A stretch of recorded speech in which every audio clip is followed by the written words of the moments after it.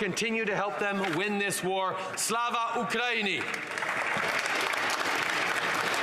The honourable member for Cumberland Colchester. Mr. Speaker, let's be clear. This Prime Minister has called everyone on this side of the House just now a racist. Right. This is shameful. Shameful. That's right. And it is no thing that should happen in this House. Shameful. It's no surprise that many Canadians continue to reject his federal mandates, Mr. Speaker, and we know this is a cabinet decision, and we know that makes it this Prime Minister's personal decision to punish his political opponents. Not allowing families to reunite is deeply hurtful and is tantamount to ostracism and political vindictiveness. What's next to go for those who won't conform? Those he's described as taking up space, which rights will he trample on next?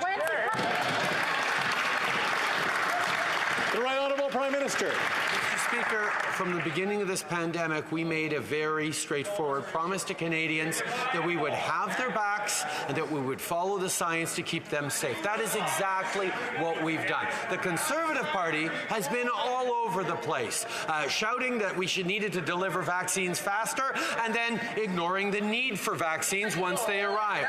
They continue to want to wish this pandemic away, but magical thinking doesn't save lives in Canada, doesn't restore small businesses, doesn't grow our economy and get people back to work.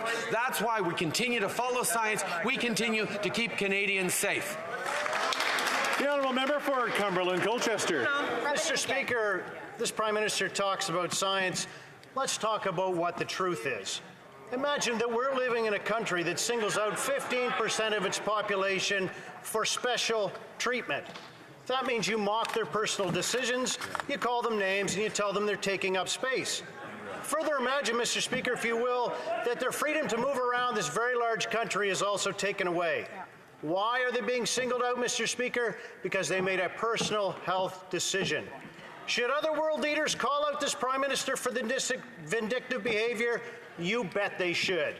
This is petty, it's petulant, and this behavior must stop. On which date will Canada return to normal?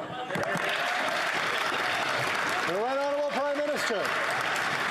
Mr. Speaker, that question from the honourable member might be a little more convincing if the member from Cumberland Colchester hadn't just said a few weeks ago in this House that the vaccine mandates had an important purpose of keeping Canadians safe. So he agreed that we had to have them in place while the pandemic was going on. But Mr. Speaker, as all Canadians know, this pandemic has not yet ended. Canadians are still dying in larger numbers than they did previously during the pandemic, and we need to continue to do what is necessary to keep them safe. And Mr. Speaker, that's exactly what this government will continue to do.